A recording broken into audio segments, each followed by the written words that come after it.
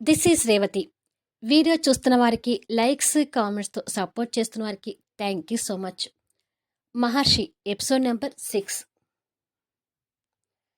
అప్పటికే car mirror పగలగొట్టిందనే కోపంలో ఉన్న గౌతమ్ తన మాస్ లాంగ్వేజ్ తిట్లకి ఇంకా కోపం తెచ్చుకుంటూ కళ్ళకు ఉన్న గ్లాసెస్ తీసి, ఏయ్, నీ ఇష్టానికి నోటికొచ్చినట్టుగా తిడుతున్నావేంటి? దొంగ సచ్చినోడా అని ఆ మాస్ లాంగ్వేజ్ ఏంటి? నాకు నోరు లేదనుకున్నావా? నేను తిట్టలేననుకున్నావా? అసలు ఎవ్వని పట్టుకుని గుడ్డివాణ్ణి అంటున్నావు? అని తిరగబడతాడు. ఇక్కడ ఉంది నువ్వొక్కడివే కదా! ఇంకెవ్వరినంటాను? అయినా ఆ గ్లాసెస్ తీశాక కాస్త హిందీ సీరియల్‌లో హీరోలా ఉన్నావులే. కానీ చేష్టలే తెలుగు సినిమాలో విలన్‌లా ఉన్నాయి. ఉన్న కళ్ళు కలర్ కళ్ళజోడుతో మూసేసి డ్రైవింగ్ చేస్తే ఇలాగే తగలడుతుంది అంటూ డ్రెస్ దులుపుకుంటూ ఉంటుంది. మాటలు మర్యాదగా రానివ్వకపోతే కిందేసి తొక్కుతాను అంటాడు గౌతమ్ ఉరిమి చూస్తూ. ఏంటి, నన్నే కిందేసి తొక్కుతావా? నన్ను ఇంతగా ఇన్సల్ట్ చేసి మాట్లాడిన వారు ఎవ్వరూ లేరు. అసలు ఈ చేతులు ఎలా ఉన్నాయో చూసావా? అంటూ బెదిరిస్తూ తన చేని చూపిస్తుంది. ఏం, అవి అంట్లు తోమిన చేతులా? అని అడుగుతాడు వెటకారంగా. కాదు, కళ్ళల్లో కారం పొడి చల్లి వడ్డీలు వసూలు చేసిన చేతులు అంటుంది గొప్పగా. అబ్బో, నీ చేతులకు మంచి హిస్టరీనే ఉంది. ఈ విషయం పోలీసులకు చెప్పాలి. ఉన్న చేతుల్ని విరగ్గొట్టి పెడతారు అంటాడు కోపంగా. తాన్య కాస్త భయంతో చెయ్యి వెనక్కి తీసుకొని, వామ్మో, చూడబోతుంటే ఇతను నాకంటే మించినవాడిలా ఉన్నాడు. అయినా తగ్గేది లేదు అని అనుకొని ఆ విషయం వదిలేసి ముందు నా డ్రెస్ చూడు ఎలా పాడు చేశావో, దీనికి సమాధానం చెప్పు అంటుంది కోపంతో. గౌతమ్ తన డ్రెస్ వైపు చూసి, అందుకని నా కార్ మిర్రర్ పగలగొడతావా అని అడుగుతాడు. కార్ మిర్రర్ కాదు, నీ మొహం పగలగొట్టలేదు, దానికి సంతోషపడు అంటుంది కోపంగా. ఏయ్, ఇదే వద్దన్నాను. నీ నాలుక అదుపు తప్పితే ఇక్కడ నా చెయ్యి కూడా అదుపు తప్పుతుంది. నేను నీలాగా మాటల్లో చూపించను, డైరెక్ట్గా నీ మొహం పగలగొట్టే చూపిస్తాను అంటూ చూపుడు వేలు చూపిస్తుంటాడు. ఏయ్ ఈడియట్, నా డ్రెస్ పాడు చేసింది కాకుండా నా మొహమే పగలగొడతానంటావా అంటూ ముందుకొస్తుంది. మాటలు జారావంటే ఊరుకోనని చెప్పాను కదా అంటూ మీదికి రాబోతుంటాడు గౌతమ్. దాంతో తాన్య జంకుతూ ముందుకు వేసిన అడుగులు వెనక్కి వేసి, ముందు తప్పు చేసింది మీరు. ఇప్పుడు ఇలా మాట్లాడడం కరెక్ట్ కాదు. మీ వల్ల నా డ్రెస్ పాడైంది. అందుకే కార్ మిర్రర్ పగలగొట్టాను అంటుంది. గౌతమ్ ముందుకి అడుగులు వేయటం ఆగిపోయి, ఓకే, మన ఇద్దరి మధ్య ఇక వాదన వద్దు. నీ డ్రెస్ కాస్ట్కి మనీ ఇస్తాను. ఖరీదైన నా కారు మిర్రర్కి నువ్వు మనీ ఇస్తావా అని సీరియస్గా అడుగుతాడు. ఓ, వీడు డబ్బున్న పొగరబోతులా ఉన్నాడు, చెప్తాను వీడి సంగతి అని మనసులో అనుకొని, కార్ మిర్రర్కి ఎంత అవుతుంది సార్ అని అడుగుతుంది మర్యాద నటిస్తూ. 25,000 అంటాడు గంభీరంగా. నా డ్రెస్ 5,000, పోను మీకు 20,000 ఇవ్వాలి, అంతే కదా అంటుంది. అవును, మర్యాదగా 20,000 ఇచ్చి ఇక్కడి నుంచి కదులు అంటూ బెదిరిస్తాడు. ఇస్తాను అని హ్యాండ్ బ్యాగ్లో డబ్బు కోసం వెతుకుతున్నట్టుగా చూస్తుంటుంది. గౌతమ్ అటువైపు తిరిగి, ఈ పిచ్చి మొహం దాన్ని కాస్త బెదిరించేసరికి ఇరుక్కుపోయింది. లేకపోతే నన్నే దొంగ సచ్చినోడు అని తిడుతుందా అని అనుకుంటూ ఉండగాని వెనక నుంచి అతని సూటి మీద ఏదో పూస్తున్నట్టుగా అనిపిస్తుంటుంది. ఆశ్చర్యంగా వెనక్కి తిరిగేసరికి తాన్య వెనక వైపు బురద పూసిందే కాకుండా ఇప్పుడు ముందల కూడా బురద పూస్తుంటుంది. అది చూసి షాక్ అవుతూ, ఏయ్ స్టూపిడ్, ఏం చేస్తున్నావు అంటూ సూట్ అంటిన బురద చూసుకొని తన వైపు చూసేసరికి తాన్య ఆటోలో వెళ్తూ, అయ్యో సార్, పాపం అంటూ తన వేలుని అలా చూపిస్తూ నవ్వుతూ వెళ్తుంది. గౌతమ్ వెళ్తున్న తన వైపు కోపంగా చూస్తూ, కలలో ఏదో డెవిల్ నాతో ఆడుకుంటుంది అనుకుంటే ఈ డెవిల్ ఇక్కడ ఇలా ఆడుకుందేంటి? ఏదో ఒక టైంలో తను దొరక్కపోదు, అప్పుడు చెప్తాను ఈ డెవిల్ సంగతి అని తిట్టుకుంటూ బురదైన సూటును విప్పి చిరాగ్గా కారులో పడేస్తాడు. చేతిలో ఉన్న గ్లాసెస్ పెట్టుకోబోయి గుడ్డివాడిలా ఉన్నావని తాన్య అన్నది గుర్తొచ్చి దానిని పెట్టుకోకుండానే కారులో కూర్చుంటాడు. అప్పటికే అవంతి అలసిపోయి, ఇంకా రోడ్డు రావట్లేదేంటి మహర్షి గారు? ఇంకా ఎంత దూరం నడవాలి అని అడుగుతుంది కష్టంగా. నాకు అదే తెలియడం లేదండి. ఎంత నడిచినా ఉపయోగం లేదనిపిస్తుంది.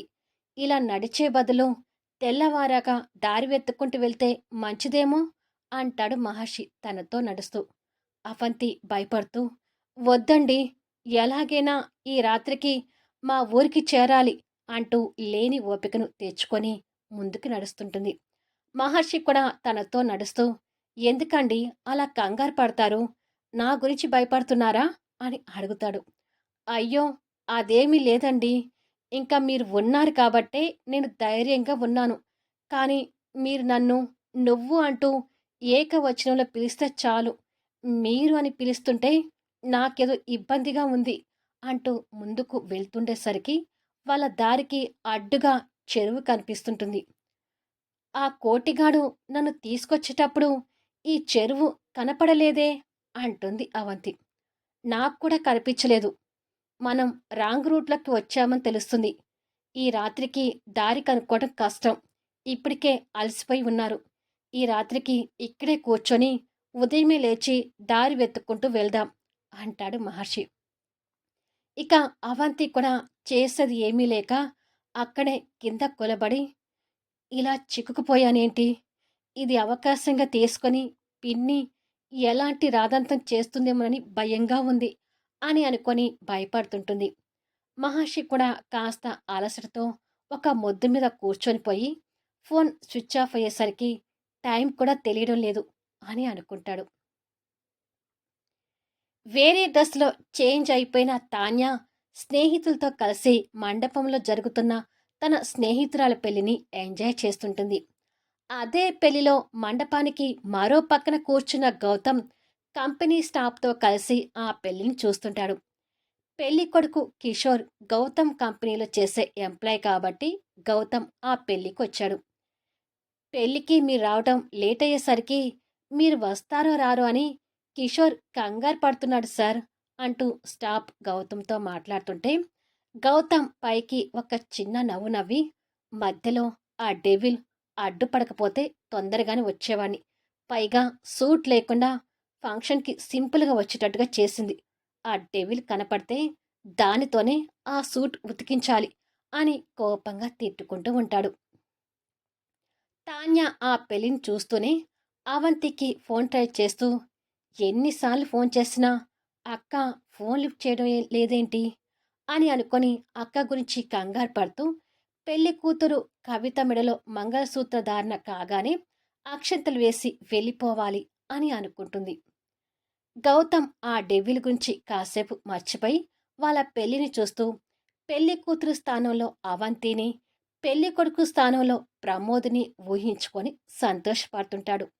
ఇక్కడ తాన్య పెళ్లి కొడుకు స్థానంలో మహర్షిని, పెళ్లి కూతురు స్థానంలో అవంతిని ఊహించుకొని సంతోషపడుతూ ఫోన్లో వాళ్ళ ఇద్దరి ఫోటోని చూస్తుంటుంది.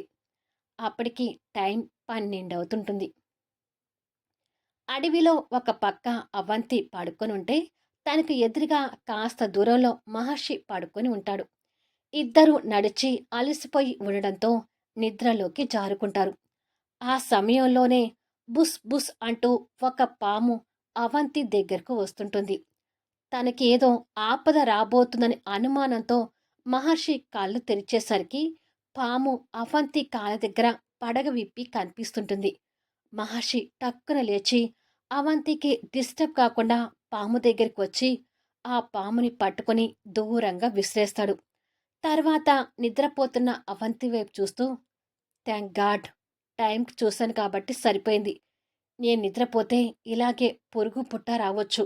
నేను మేలుకొని తన్ని కనిపెట్టుకుంటూ ఉండాలి అని అనుకొని నిద్రపోకుండా అలాగే కూర్చొని వెన్నెల వెలుతుర్లో అందంతో పాటు అమాయకంగా కనిపిస్తున్న అవంతి వదనాన్ని చూస్తూ మందాకిని దగ్గర తను గొడవ పడింది గుర్తుకు తెచ్చుకొని, నేను ఎలాంటి వాడినో తెలిసి ఉంటే నాతో ఇంత ధైర్యంగా కలిసి ఉండకపోయేదేమో అని అనుకుంటాడు. ఇక్కడ మాంగల్య ధారణ అయిపోయి అందరూ అక్షంతలు వేయటానికి గుంపుగా వస్తుంటారు.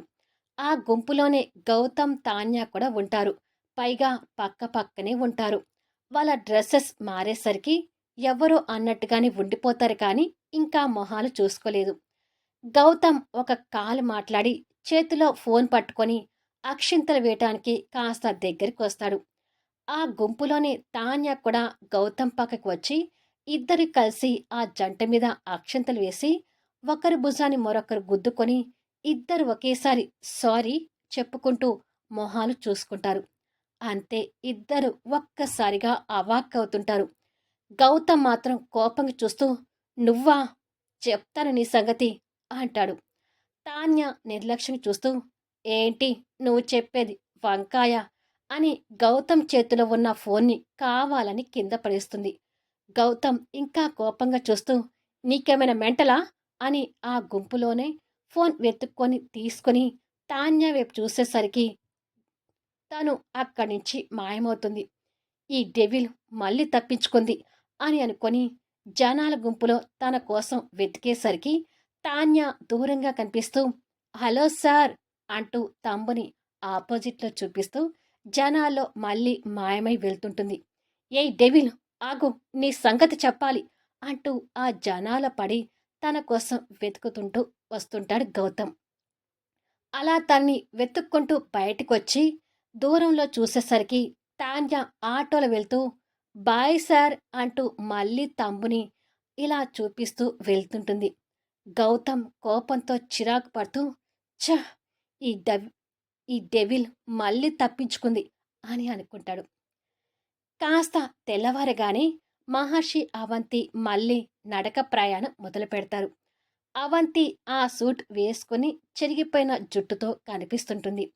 ఇద్దరు కాస్త దూరం వెళ్ళేసరికి మహర్షి వదిలిపెట్టిన టూ వీలర్ కనిపిస్తుంటుంది. హమ్మయ్యా, నడిచే బాధ తప్పింది అని అనుకొని మహర్షి టూ వీలర్ స్టార్ట్ చేసి ఎక్కండి అంటాడు. అవంతి ఇబ్బంది పడుతూనే బైక్ మీద మహర్షి వెనుక కూర్చుంటుంది. కొద్దిసేపటి ప్రయాణం తర్వాత ఇద్దరు ఊరిలోకి వెళ్తుంటారు. కాంతమ్మ తెల్లారేటప్పటికి ఊరంతా ప్రచారం చేసి చివరికి సర్పంచ్ గారి ఇంటి ముందుకు వచ్చి గగ్గోలు పెడుతూ నా కూతురు అవంతి ఆ కోటిగాడితో లేచిపోయింది, నా కూతురికి న్యాయం చేయండి సర్పంచ్ గారు అంటూ నాటకాలు మొదలు పెడుతుంది.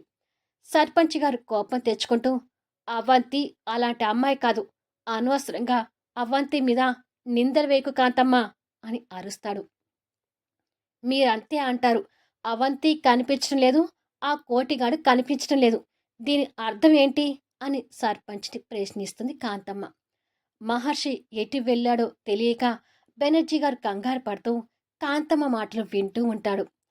కొద్దిసేపటికి కాంతమ్మ చేసిన రచ్చకి ఊరు జనాలు రచ్చబండ దగ్గరికి చేరి అవంతి గుంచి గుసగుసలాడుతుంటారు. ఆ జనాలో మందాకిని కూడా ఉండి బాగా దొరికావు అవంతి అని అనుకుంటుంది. సర్పంచ్ గారి భార్య బెనర్జీ గారు కూడా అక్కడికి వస్తారు. కుర్చీలో కూర్చున్న సర్పంచ్ గారు కాంతమ్మ చేస్తున్న రగడి మీద మండిపోతుంటాడు. ఈ పంచాయతీలో ఏం జరుగుతుందా అని బెనర్జీ గారు చూస్తుంటారు. తాన్యా కూడా అప్పుడే బస్ దిగి ఊళ్ళోకి వస్తుండగా కొంతమంది ఊరు జనాలు తాన్యాకి ఎదురై ఇది విషం అని చెప్తారు. ఒక్కసారిగా తాన్యా కంగారు పడుతూ మా అమ్మ తన దుర్మార్గపు బుద్ధి ఏదో చూపించి ఉంటుంది అని తిట్టుకుంటూ రచ్చబండ దగ్గరికి వచ్చేసరికి కాంతమ్మ గగ్గోలు పెడుతూ ఏదైనా అంటే నేను సవితి తల్లిని, అందుకే అవంతిని ఇబ్బంది పెడుతున్నాను అంటారు. కానీ ఇప్పుడు మీరే చూడండి, రాత్రికి రాత్రి ఆ కోటిగాడు అవంతి కలిసి లేచిపోయారు అంటూ ఏడుపు నటిస్తుంది. అమ్మా అంటూ తాన్య కోపంగా అరుస్తుంది.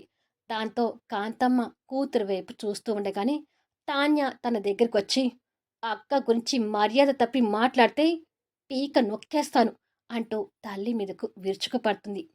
మందాకిని ముందుకొచ్చి ఇక్కడ మీ అక్క చేసిన పనికి మీ అమ్మతో పాటు అందరూ తప్పుగానే మాట్లాడుతున్నారు. ఇలా ఎంతమంది పీకలు నొక్కుతావు?